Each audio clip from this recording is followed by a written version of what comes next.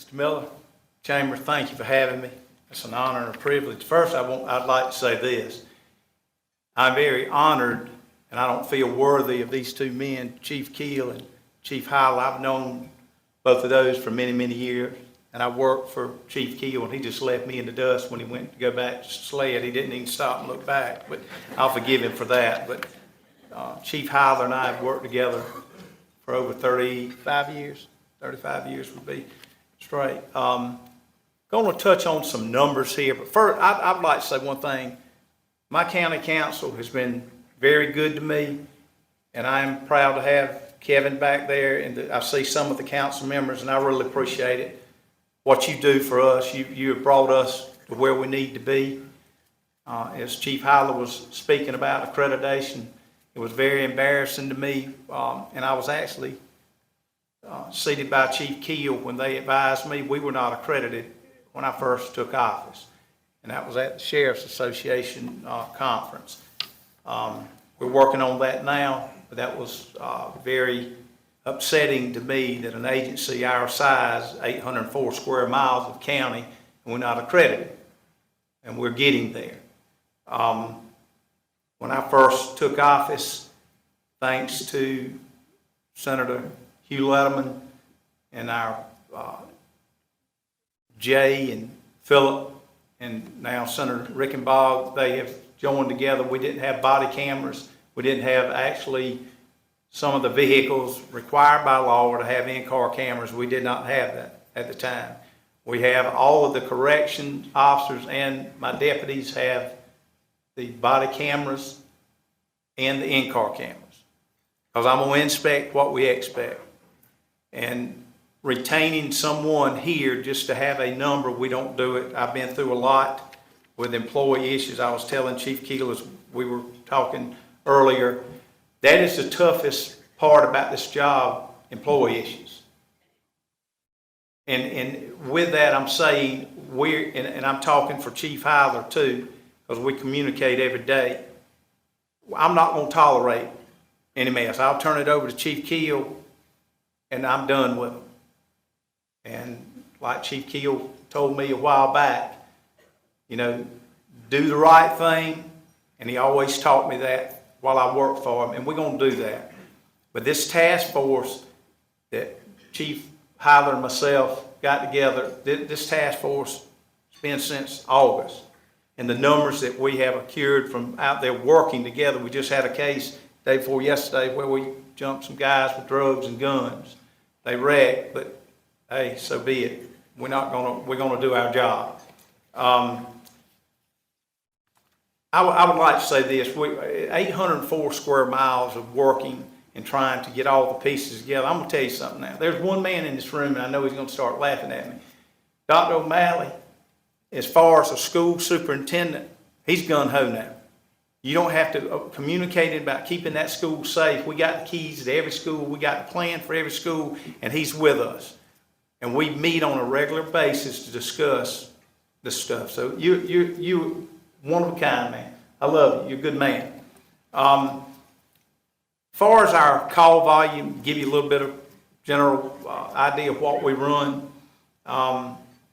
We're averaging 200 calls a day. That's our call volume. 2022, the call volume was 73,102. The year before that, it was over 100,000. Now, take in mind, some of this is my child won't get up and go to school. You know, those type calls. But in the general of it, a lot of them domestics, assault, battery. As far as our weapons seized in 2022, we seized over 423 weapons last year. To this date, we've seized 54 weapons. As of 2/15 is when this report. As far as out working, trying to get the drugs off the street and the drug money with this task force, and also the Narcotics Bureau, done a great job. $1.5 million, a little bit over 1.5 million is what we seized. Heroin, 3,407.1 grams, and a pound is 453. So that you do the math, because I can't do math that well. I just lock them up. Marijuana, is 94,978 grams. And as far as seizures with, drug seizures with weapons, 194. We've seized 15 vehicles due to this narcotic sweep. This street crime unit was employed August the 1st, I believe it was. We have averaged 23 weapons per month since August. And a lot of these weapons are stolen weapons to do crime with. A lot of the people are leaving their car unlocked. I'm a victim of that. My son borrowed my truck 2 years ago, left it unlocked, and I was out there working the break-ins, finding the stolen property. My gun was gone. I didn't even know it, but that's why you don't let your kid use your truck. We filed 6,932 reports last year. Property checks, over 15,000 that we do property checks. If you have property that you won't check, just call in there, call me. I'll put it on the property check list. Tell me what areas you won't check, and we will do that as well. The budget for our sheriff's office side is $22 million. That's what it is, an annual budget of. Our detention is $9 million. Our population today in our jail, and I welcome you to, if you'd like to come look, is 402 people as of now. This extended stay on Lucas Street that we initiated, street crime unit, in 3 days we made over 100 arrests. A lot of them fentanyl. The first room we hit had enough fentanyl to kill the west side of Florence, to be honest with you. It's an epidemic, and I am a Republican by heart. I'm not a politician. I'm your sheriff for everyone. But if we don't get that ding-dang border closed, we in trouble. Something's got to be done there. That is exactly what's going on to this date. The fentanyl is a epidemic. We were averaging 4 overdoses a week on Lucas Street. And when I say Lucas Street, the motels 52 and I-95, one of the largest interchanges in the country, and that's what we're dealing with.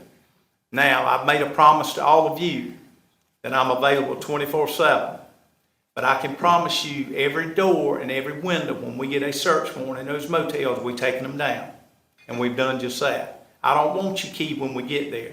You should have got the key and got them out of there before we got there. So that's what we're dealing with now. People are allowing them because of the greed and the money that's being made. They're letting them stay there knowing what they're doing. We have one guy in a motel room at TV Road 995 that been there 3 years. He was a wanted felon out of North Carolina, and actually had the motel address down as his address on his registration for DMV. That's what we're dealing with now.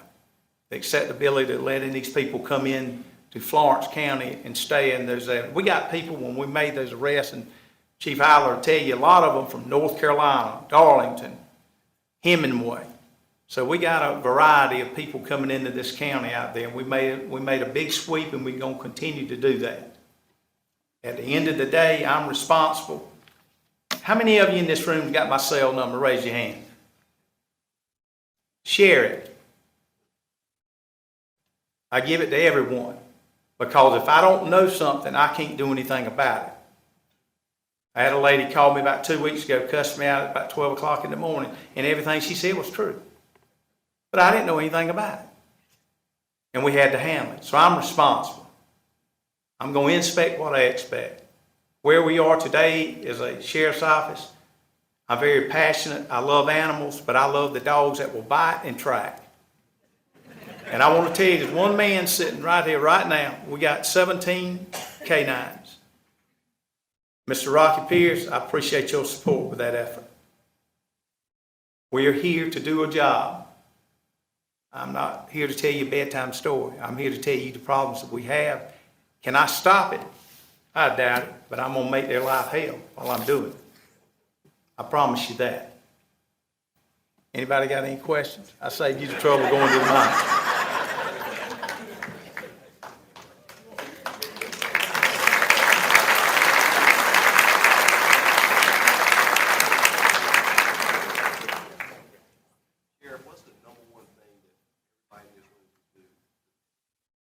If you see something, say something.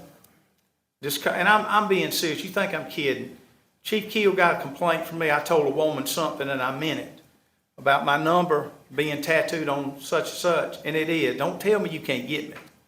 I'm the easiest person to get because I will answer my phone. I promise you. Anybody? I saved you that. I didn't mean to cut in. Dr. O'Malley, you don't have anything? I appreciate it. Thank you so much.